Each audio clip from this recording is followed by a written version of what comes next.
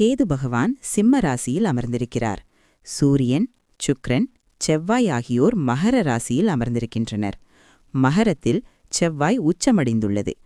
கும்ப ராசியில் புதன் பகவானும் செவ்வாயும் அமர்ந்திருக்கின்றனர். மீனத்தில் சனி பகவான் அமர்ந்திருக்கிறார்.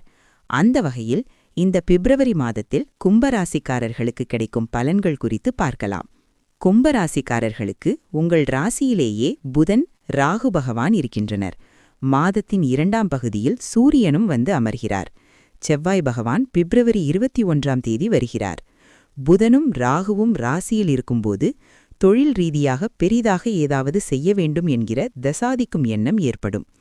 ஆனால் நிறைய தடைகள் வந்து கொண்டே இருக்கும். தடைகளை தகர்த்தெறியக்கூடிய வகையில் கடும் உழைப்பை கொடுக்கக்கூடிய மாதமாக இருக்கும். பிப்ரவரி மாதத்தில் நீண்ட நாட்களாக குழந்தைகள் இல்லாமல் இருப்பவர்களுக்கு குழந்தை பாக்கியம் கிடைக்கும். கர்ப்பிணிகள் முறையாக மருத்துவர்களின் ஆலோசனைகளை கடைபிடிப்பது நல்லது. படிக்கும் மாணவர்களுக்கு அற்புதமான உயர்கல்வி அமையும் யோகம் உண்டு. படிப்பில் முன்னேறக்கூடிய யோகம் உண்டு.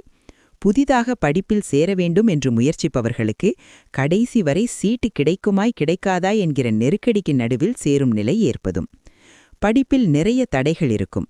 ஆனாலும் ஜெயிக்கும் யோகம் உள்ளது. நிதி சார்ந்த விஷயங்களில் முன்னேற்றம் ஏற்படும். கையிருப்பு நன்றாக இருக்கும். குடும்ப வருமானம் பெருகும். பணவரவிற்கு பஞ்சம் இருக்காது. சனி பகவான் 2ஆம் இடத்தில் இருக்கிறார் என்பதால் நல்ல பணவரவு இருக்கும். அச்சப்பட தேவையில்லை. திருமணம் சார்ந்த விஷயங்களில் விட்டு கொடுத்து செல்வது நல்லது.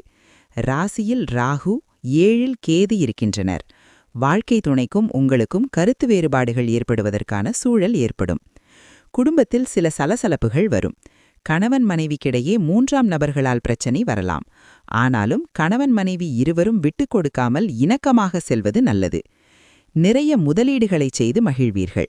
மூட்டுவலி, வாயு பிரச்சனை, உடல்நலக் குறைபாடு என ஆரோக்கியத்தில் மாறி மாறி ஏதாவது பிரச்சனைகள் வரும். அப்பாவின் ஆரோக்கியத்தில் பிரச்சனைகள் ஏற்படும். வெளியூர் பயணங்கள், வெளிநாடு வாய்ப்புகள் கைகூடி வரும். குடும்பத்தில் திருமண விஷயங்கள் கைகூடி வரும். நிறைய நல்ல விஷயங்கள் நடக்கும் காலகட்டம். தொழிலில் நிறைய எதிர்பார்ப்புகள் உங்களுக்கு ஏற்படும்.